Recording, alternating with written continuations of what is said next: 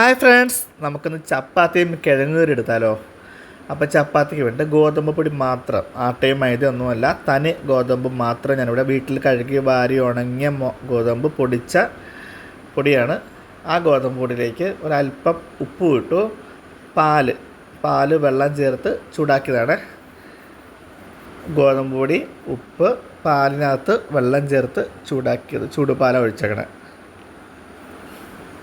അതൊഴിച്ച് നന്നായിട്ടൊന്ന് കുഴച്ചെടുക്കുക. ആദ്യമേ കാണുമ്പം നല്ല റഫായിട്ട് തോന്നും, പക്ഷേ ഈ വെള്ളം തന്നെ മതിയാകും കുഴച്ചെടുക്കാനായിട്ട്. അതാ കുടിച്ച് വീർത്ത് വരുമ്പോഴേക്കും കറക്റ്റ് ആയിക്കോളും. ഇത്രയും വെള്ളത്തിൻ്റെ ആവശ്യമുള്ളൂ. അപ്പോൾ ഗോതമ്പ് പൊടി മാത്രമായതുകൊണ്ട് തന്നെ കുഴക്കാൻ ഇച്ചിരി പാടായിരിക്കും.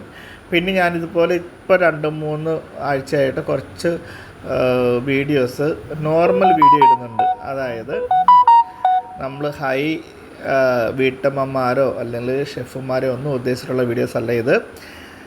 പുതിയ ന്യൂജൻ കുട്ടികൾ അവർ പറഞ്ഞിട്ടാണ്.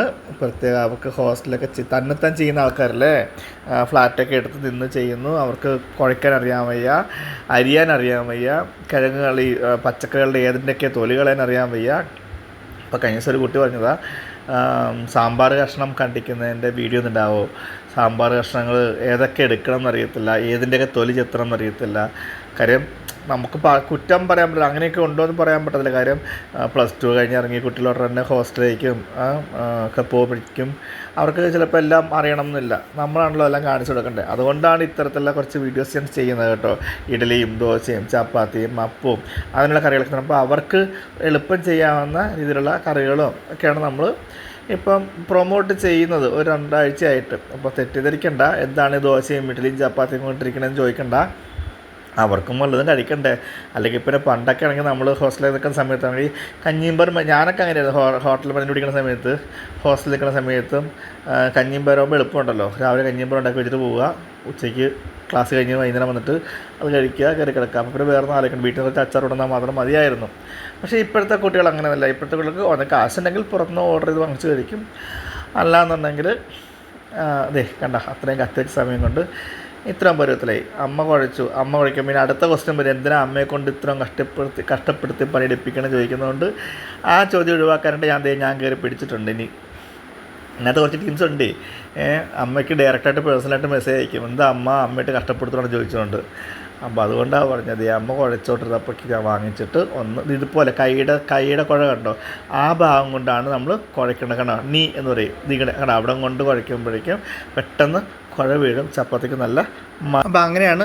ഗോതമ്പ് ചപ്പാത്തി സോഫ്റ്റാക്കി എടുക്കണമെന്നുണ്ടെങ്കിൽ ഇങ്ങനെ തന്നെ വേണം. ഒന്നെങ്കിൽ ചൂടുവെള്ളം ചേർത്ത് കുഴച്ചിട്ട് കൈകൊണ്ട് നന്നായിട്ട് അയച്ചെടുത്താൽ ഗോതമ്പ് പൊടി നല്ല മയം ഉണ്ടാകത്തുള്ളൂ. അല്ലെങ്കിൽ ഇപ്പോൾ നമ്മൾ മൈദ ചേർക്കണം, ആട്ട ചേർക്കണം എന്നൊക്കെ പറയത്തില്ലേ.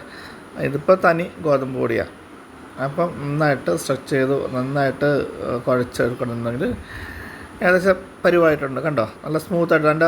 അതിൻ്റെ പുറം ഭാഗം നോക്കി കാണുമ്പോൾ അറിയാമല്ലോ, റഫായിട്ടല്ല ഇരിക്കുന്നത്, പരുവത്തല്ല ഇരിക്കുന്നത്. കണ്ടോ, ഇപ്പോൾ നമുക്ക് മതിയാക്കാം. ഇതിങ്ങനെ മാറ്റി വയ്ക്കാം. നമ്മുടെ ചപ്പാത്തിക്കുള്ള മാവ് റെഡി ആയിട്ടുണ്ട്. ഇതിനെ നമുക്കൊരു 5 മിനിറ്റ് നമുക്ക് റെസ്റ്റ് ചെയ്യാൻ വയ്ക്കാം. ആ സമയത്ത് നമുക്ക് കറിയിലേക്ക് കിടക്കാം. ഇത് റെസ്റ്റ് എടുക്കുകയും ചെയ്യും. നമുക്ക് കറിയുടെ കഷ്ണങ്ങൾ അരിഞ്ഞ് അടുപ്പത്ത് വെച്ചിട്ട് വെന്ത് വരുമ്പോഴേക്കും നമുക്ക് ഇതാക്കാം. അപ്പോൾ ഞാൻ 2-3 കിഴങ്ങും ഒരു സവാളയും ഒരു ചെറിയ ക്യാരറ്റും ഇച്ചിരി ഫ്രോസൺ ഗ്രീൻ പീസ് ഇല്ലെങ്കിലും കുഴപ്പമൊന്നുമില്ല കേട്ടോ. ഇതെല്ലാം നിർബന്ധമെന്ന് പറയത്തില്ല. അതെല്ലാം ഇനി അതിൻ്റെ അരിയുന്ന സ്റ്റൈലും നോക്കണ്ട. കാര്യം ഇത് കുറച്ചൊക്കെ ഉടഞ്ഞു പോകണതാണ്. അതുകൊണ്ട് ഷേപ്പ് നോക്കേണ്ട ആവശ്യമില്ല. ഇത് അരിഞ്ഞിട്ട് കഴുകി വാരിയിലും കുഴപ്പമൊന്നുമില്ല. സവാളയൊക്കെ കഴുകിയിട്ടാണ് അരിഞ്ഞത്. എന്നിട്ട് ഒന്നുകൂടി ജസ്റ്റ് ഒന്ന് കഴുകിയെടുത്തിട്ടുണ്ട്. ചട്ടി അടുപ്പത്ത് വെച്ചു. അതിലേക്ക് വെളിച്ചെണ്ണ ഒഴിച്ചു. ആ വെളിച്ചെണ്ണ ചൂടായിട്ട് വരുമ്പോഴേക്കും നമുക്ക് ആവശ്യത്തിനുള്ള കടുക് ഇട്ട് കൊടുക്കാം. പിന്നെ നമ്മൾ ടേസ്റ്റിനായിട്ട് ചേർക്കുന്നത് ഉഴുന്നാണ്. കടുകും ഉഴുന്നും പൊട്ടിക്കും ഞങ്ങൾ കറിക്കൊക്കെ. ഉഴുന്നിട്ടിട്ടുണ്ട്. ഇനി ഉണക്കമുളക്, കറിവേപ്പില. ഉണക്കമുളക് ഇട്ടിട്ടുണ്ട്, കറിവേപ്പില എടുക്കാൻ പോയിട്ടേ ഉള്ളൂ. അത് നമുക്ക് അവസാനം ചേർക്കാം. ഫ്രഷായിട്ട് പറിച്ചുകൊണ്ട് വരണം. ചെറിയൊരു മഴ പുറത്തുണ്ട്. അപ്പം കിഴങ്ങും സവാളയും ക്യാരറ്റും എല്ലാം കൂടി അരിഞ്ഞിട്ടിട്ടുണ്ട്. ഇതിനകത്ത് മുളകാണ് ഇടാത്തത്. മുളക് കഴുകിയിട്ടില്ല. ലാസ്റ്റ് നമുക്ക് മുളക് കീറിയിട്ട് കൊടുക്കാം, കീറിയിട്ട് കൊടുക്കാം. അത് കാന്താരിയുണ്ട്. പിന്നെ ഗ്രീൻ പീസ് ഉണ്ടെങ്കിൽ ഇടാം. ഇനി ഫ്രോസൺ ആണെന്നുണ്ടെങ്കിൽ എളുപ്പമുണ്ട്, കാരണം പകുതി വെന്ത് തന്നത്. അപ്പോൾ നമുക്ക് കുതിർക്കാനുള്ള ആവശ്യമൊന്നുമില്ല. ഇനി ഇട്ടില്ലെങ്കിലും കുഴപ്പമൊന്നുമില്ല. അപ്പോൾ ഫ്രോസൺ ഗ്രീൻ പീസും ചേർത്ത് കൊടുത്തിട്ടുണ്ട്. ആവശ്യത്തിന് ഉപ്പ് ചേർക്കുക. ഞാനിപ്പോൾ പിങ്ക് സാൾട്ട് ചേർത്തു. പിന്നെ മഞ്ഞൾപ്പൊടി നമ്മൾ തന്നെ പൊടിച്ച നമ്മുടെ തന്നെ മഞ്ഞൾപ്പൊടി, ഗ്രാൻഡി സ്പെഷ്യൽ മഞ്ഞൾപ്പൊടി ചേർത്തിട്ടുണ്ട്. അല്പം വെള്ളം ഒഴിച്ചിട്ട് നമുക്കത് മൂടി വെച്ച് വേവിക്കാൻ വയ്ക്കാം. അതിന് മുമ്പായിട്ട് ആ പച്ചമുളക്, നമ്മൾ നേരത്തെ ഇടാത്ത പച്ചമുളകോ കാന്താരി എന്താണോ എരിവിന് നിങ്ങൾക്ക് ആവശ്യമുള്ള ചേർത്ത് കൊടുക്കാം. ഞാനിപ്പോൾ വെള്ള കാന്താരി ഒരു 5-6 ചേർത്ത് കൊടുക്കുന്നു. നിങ്ങൾക്കൊക്കെ ഞാൻ പറഞ്ഞു നേരത്തെ ഉണ്ട് എരിവ് കൂടുതൽ വേണ്ട ആൾക്കാരാണ്. എന്നാലും 4-5 കാന്താരി ഇട്ടിട്ട് ഒന്ന് ഇളക്കി യോജിപ്പിച്ചിട്ട് നമുക്ക് മൂടി വെച്ച് വേവിക്കാം.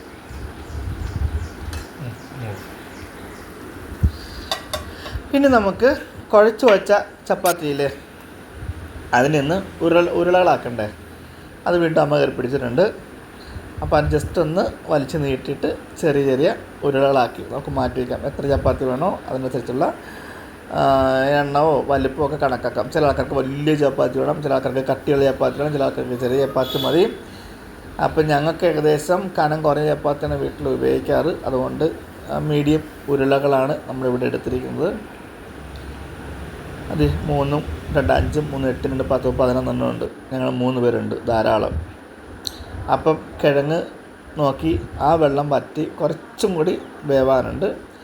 അതുകൊണ്ട് വേണമെങ്കിൽ കുറച്ചുകൂടി വെള്ളം ഒഴിച്ചിട്ട് നമുക്ക് ഒന്നുകൂടി ഒന്ന് മൂടി വയ്ക്കാം. ആ ക്യാരറ്റ് ഉള്ളതുകൊണ്ടാണ് കിഴങ്ങൊന്ന് ജസ്റ്റ് ഒന്ന് ഉടയേണ്ട ഒരു പരുവത്തിൽ കിട്ടണമല്ലോ.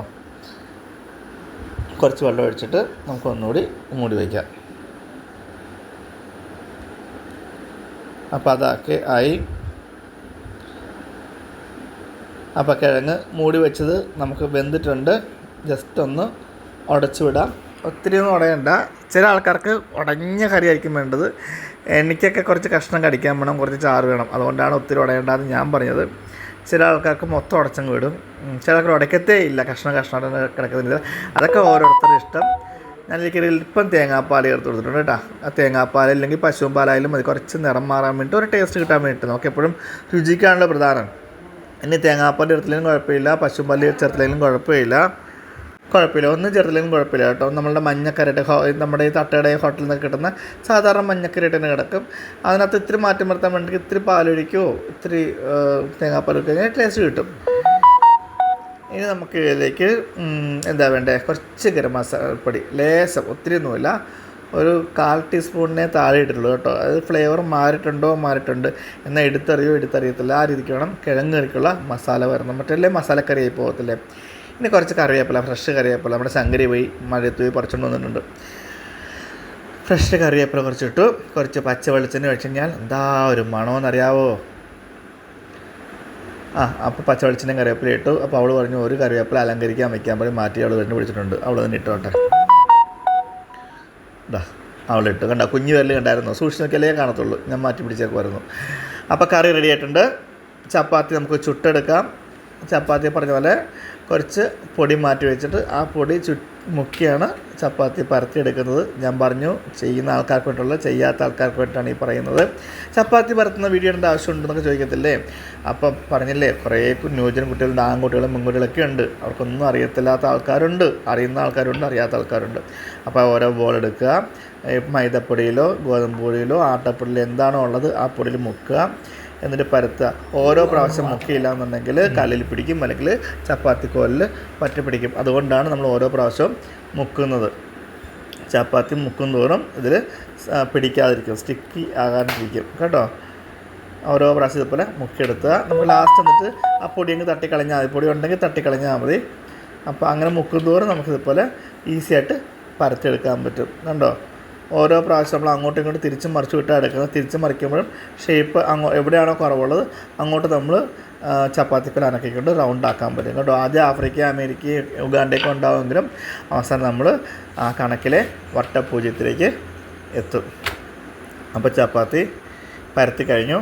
ഇനി നമുക്കത് ചുട്ടെടുക്കാം. ആദ്യത്തെ ചുടുന്നതിന് മുന്നേ നമുക്ക് വേണമെങ്കിൽ കല്ലൊന്ന് എണ്ണ തൂത്ത് കൊടുക്കാം. കാര്യം ചിലപ്പോൾ എണ്ണ തൂക്കുന്ന ആൾക്കാരുണ്ട്, തൂക്കാത്ത ആൾക്കാരുണ്ട്. 2-3 രീതിയിലാണ് ഇപ്പോൾ കാണിച്ചു തരുന്നത്. ഒന്ന് എണ്ണ തൂത്തിട്ട് ചപ്പാത്തി ഇടുക. ഒന്നിട്ടു. ഒരു വശം മൂത്ത് വരുമ്പോഴേക്കും നമുക്കൊന്ന് മറിച്ചിടാം. ഇനി എണ്ണ ഒഴിക്കുന്നില്ല. എണ്ണ ഒഴിക്കാതെ നമ്മളുടെ ടർക്കിയോ ടവലോ അതുമല്ലെങ്കിൽ നമ്മുടെ ഒരു നല്ല തോർത്തായാലും മതി, അതിൻ്റെ തുമ്പെടുത്തിട്ട് ജസ്റ്റ് ഒന്ന് ചുരുട്ടി പിടിക്കുക. ചുരുട്ടി പിടിച്ചിട്ട് ഇതുപോലെ ഒന്ന് ഞെക്കി കൊടുക്കുക. കണ്ടോ?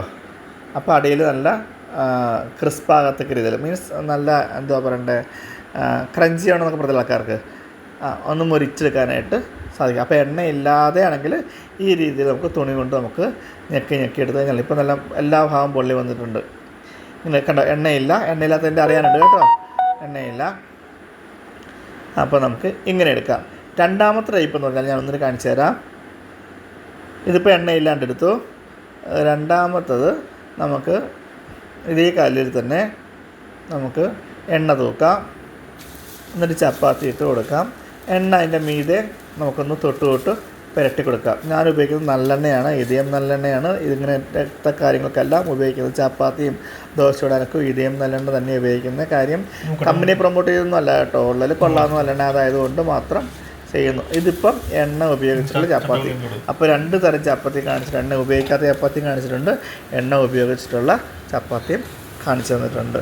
അപ്പോൾ ഇങ്ങനെയൊക്കെ ഇത്രയും വിസ്തീകരിച്ച് പറയുന്നില്ലേ, അതെല്ലാം നമ്മുടെ കൊച്ചു കുട്ടികൾ അല്ലെങ്കിൽ കൊച്ചു കൂട്ടുകാർക്ക് വേണ്ടിയിട്ടാണ് കേട്ടോ. അപ്പോൾ ചപ്പാത്തി ആയിട്ടുണ്ട്, കറി ആയിട്ടുണ്ട്. ഇനി അതൊന്ന് ഒരു പ്ലേറ്റിലേക്ക് ഇട്ട് ഒന്ന് ഒഴിച്ച് കഴിഞ്ഞാൽ കഴിക്കാം. അപ്പോൾ എല്ലാ കൂട്ടുകാരും ചപ്പാത്തി ഇഡ്ഡലിയും ദോശയൊക്കെ ചെയ്ത് പഠിക്കണം. ഇനിയും സംശയം ഉണ്ടെങ്കിൽ ഉറപ്പായിട്ടും ഞാൻ പറഞ്ഞാൽ ഒരു കുഴപ്പമില്ല, നിങ്ങൾ കമൻറ്റ് ചെയ്തോളൂ. ഞാൻ എന്താണെങ്കിലും നിങ്ങൾ പറയുന്നതെല്ലാം ഞാൻ വീഡിയോ ചെയ്ത് തന്നിരിക്കും. അപ്പോൾ have A nice day. Thank you.